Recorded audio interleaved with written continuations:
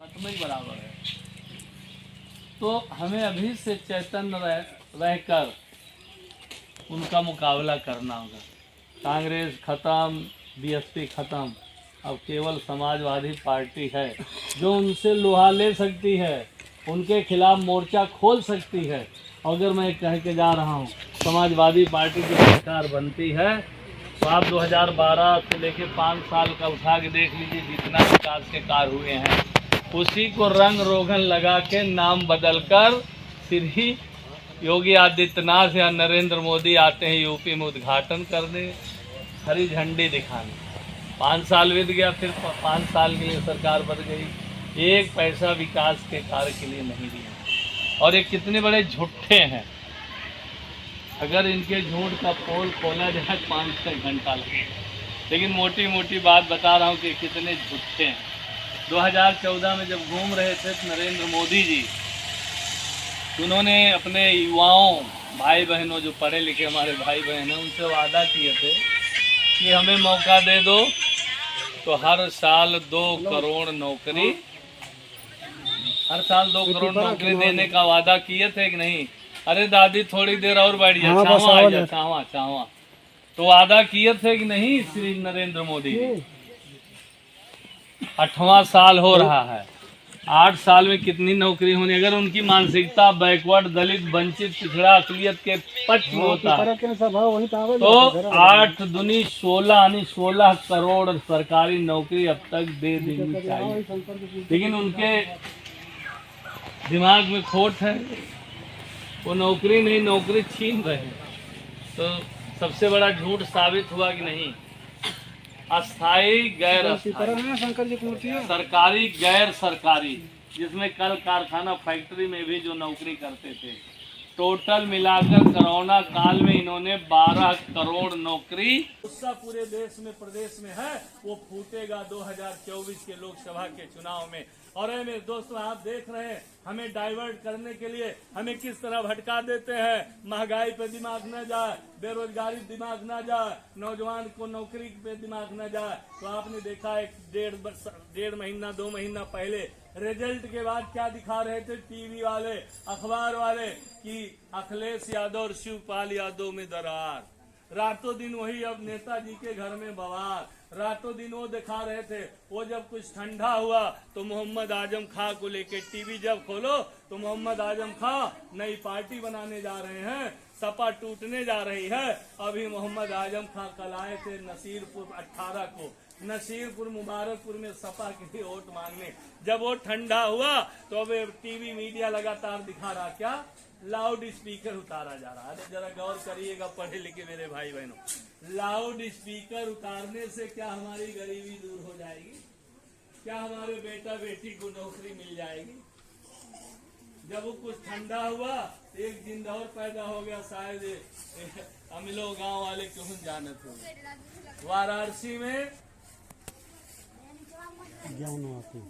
ज्ञान वापी मस्जिद, एकरे पहले दादा सुने रहो कोनो झगड़ा बा ना सुने रहा। अब टीवी खोला तो रातों दिन ज्ञान वापी मस्जिद, ज्ञान वापी मस्जिद। तो ये यही काम करते हैं। जो ज्वलंत समस्याएं हैं देश प्रदेश, उस पर नहीं चर्चा करते। इसलिए मैं लंबी बातें ना करते हुए एक वोट की अपील करते हुए, माताओं से, बुजुर्गों से आशीर्वाद लेते हुए, अपने नौजवान पढ़े लिखे भाई बहनों से, ऐ नौजवान भाई बहनों उठो जागो, ये देश आपका है, ये प्रदेश आपका है। इस देश और प्रदेश में अमन चैन शांति हो, भाईचारा हो, कानून का राज हो, चौमुखी विकास हो, सभी जातियों का सम्मान हो, सभी धर्मों का सम्मान हो, युवा पढ़े लिखे भाई बहनों को सरकारी नौकरी मिले, बेरोजगार भाइयों के हाथ को काम मिले, विधवा विकलांग पेंशन मिले, हमारे छात्र छात्राओं को छात्रवृत्ति मिले, बहन बेटों की इज्जत सुरक्षित हो, भ्रष्टाचार समाप्त हो। तो आइए 23 जून को एक वोट साइकिल के सामने वाली बटन दबाकर भाई अखिलेश यादव, पूर्व मुख्यमंत्री के भाई धर्मेंद्र यादव को लाखों लाख वोटों से जिताकर पार्लियामेंट में भेजने का काम करेंगे। धन्यवाद। जय भीम, जय समाजवाद, जय राजभर समाज। और अंतिम ये बात कहते हुए कि माननीय रामचंद्र राजभर जी 6 बार के विधायक हैं, 4 बार के मंत्री हैं, यहाँ से आजमगढ़ से उनको चुनाव नहीं लड़ना है।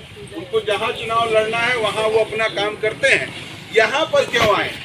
यहाँ पर इसलिए आए हैं कि अपने भाई बिरादर। आपको धन्यवाद बधाई देना चाहता हूँ। मैं जिस दल में था 38 साल, तो पूरे प्रदेश के राजभर कमोबेश मतलब 70-75% वोट जो है बीएसपी को देते हैं। आज मैं समाजवादी पार्टी में हूँ और जीता जागता उदाहरण केवल आजमगढ़ नहीं, प्रदेश नहीं, पूरे देश में चर्चा है कि रामचंद्र राजभर समाजवादी पार्टी में गए और यादव मुस्लिम के साथ साथ बड़े पैमाने पर आजमगढ़ के राजभर भाई बहनों ने साइकिल पे बटन दबाकर अंबेडकर नगर की 10 सीट जिताकर जो है विधानसभा में भेजने का काम किया, विधायक बनाकर भेजने का काम किया है। इसके लिए मैं आपको बधाई दे रहा हूँ। और जितना वोट देके आप सगड़ी है गोपाल, जितना वोट देकर आपने नफीस अहमद को विधायक बनाया, मैं निवेदन करने आओ बहन जी, आओ आप लोग आओ आगे। मैं निवेदन आइए ना, मैं निवेदन हमारे फुआ के लड़के के भतीजे का दामाद है, लेकिन हम राजभर समाज के लोग इस काम को नहीं कर पा रहे हैं। माननीय रामचंद्र राजभर जी बहुजन समाज पार्टी के राष्ट्रीय महासचिव थे। आज समाजवादी पार्टी के माननीय अखिलेश जी राष्ट्रीय अध्यक्ष हैं। अखिलेश जी के साथ चलने वाले नेता हैं। समाजवादी पार्टी में बड़ा कद है, लेकिन हमारा समाज इस बात को नहीं समझ पा रहा है। हमारा समाज इसका कोई फायदा नहीं ले पा रहा है। हमारे समाज के नौजवान सीधे संपर्क नहीं बना पा रहे हैं। इसलिए माननीय रामचंद्र राजभर जी आपके दरवाजे आए हैं, आपके गांव आए हैं, ताकि एक रिश्ता बन सके। और जो मेहनत, जो संघर्ष किया जा रहा है, समाजवादी पार्टी जो सोच रही है, उसका फायदा पूरे राजभर समाज को मिले। इसीलिए अपील करने आए हैं कि आने वाली 23 तारीख को साइकिल निशान के सामने वाली बटन दबाकर माननीय समाजवादी पार्टी के प्रत्याशी माननीय धर्मेंद्र यादव जी को भारी मतों से विजयी बनाए और ये रिश्ता आपस में बना रहे, ताकि हम इनका आने वाले समय में, आने वाले दिनों में फायदा उठा सके। इसी बात को कहते हुए, इस आशा और विश्वास के साथ कि आज चुनाव चल रहा है, उसी कड़ी में हम लोग भी आए हैं। आप माननीय रामचंद्र राजभर जी हैं, इस बार 6ठी बार विधायक हैं और 4 बार मंत्री थे। हम सबके नेता हैं, अपने समाज के बड़े नेता हैं। आप सबकी तरफ से हम इनका आपके इस गांव में, इस कार्यक्रम में बहुत बहुत स्वागत करते हैं। हमारे साथ संचालन कर रहे दिव्या राजभर जी हैं और अमृत लाल जी हैं और भैया हैं। तमाम साथी लोग, हम लोग प्रचार पे निकले हैं।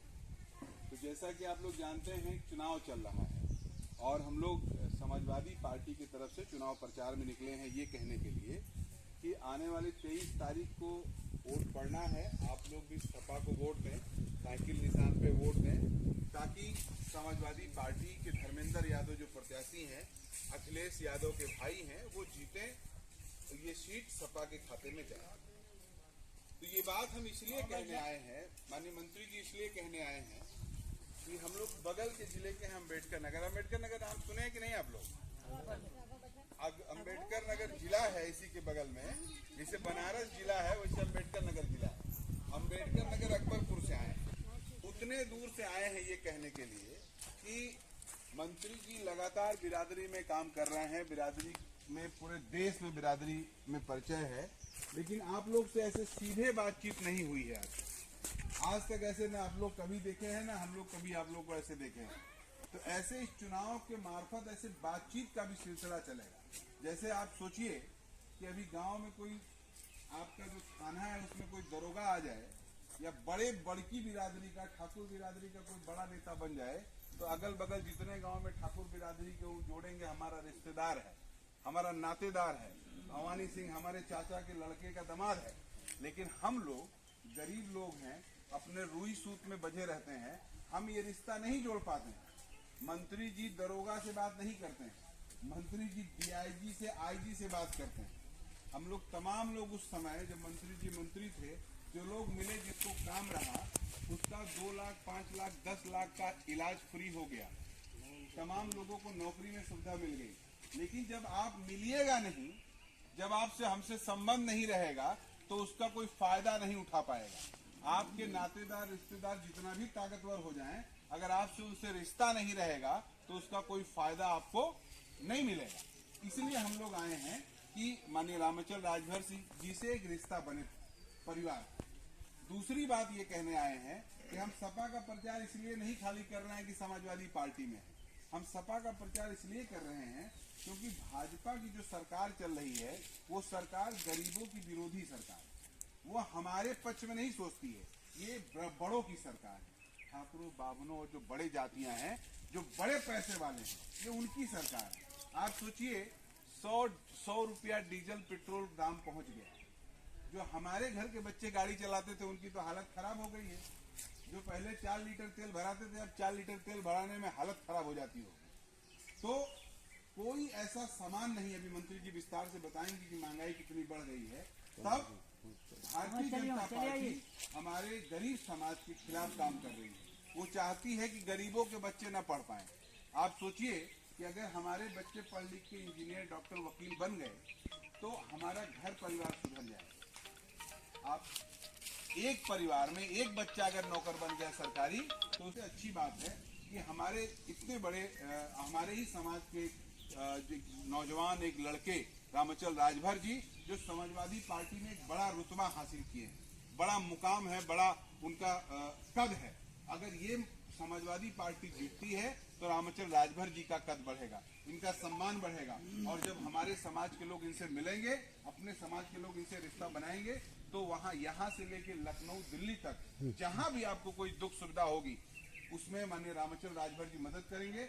अंतिम बात ये कहते हुए कि ये बात ऐसे नहीं समझ में आएगी। 4 दिन पहले जब लॉकडाउन लगा था तो मंत्री जी के पास फोन आता था हरियाणा से, भैया हम आजमगढ़ के हैं, फला गांव के 20 लोग फंसे हैं, यहाँ से निकलने का जुगाड़ नहीं मिल रहा है। तो मंत्री जी वहाँ के डीएम से बात करते थे, हरियाणा में उस कप्तान से बात करते थे, फिर बच्चों को गाड़ी उपलब्ध करा के किसी तरह साधन मुहैया उपलब्ध कराए।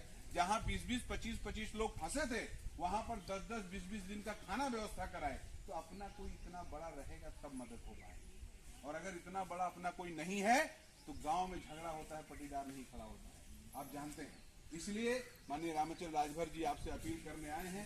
उनकी बातों को सुनते हुए आप सब गुनिए धुनिए, आप सब साथ रहिएगा तो सबका भला होगा, पूरा समाज आगे बढ़ेगा। इसी आशा विश्वास के साथ कि आप सब मदद करेंगे, साथ रहेंगे और समाज आगे बढ़ेगा, समाजवादी पार्टी जीतेगी। अपनी बात समाप्त करते हैं। अरे खाता खुलाने के लिए लाइन लगी थी, 1 रुपया आया भी नहीं और घर से भी चला गया कि नहीं, सब दूसरा बहुत बड़ा झूठ हुआ। और उन्होंने कहा ये जो हमारे दीदी काकी माई बहनी हैं, कहा है जब ये चूल्हा पे लकड़िया से खाना बनाती हैं तो उसके धुएं से आँख खराब हो जाती है। बात कितना बढ़िया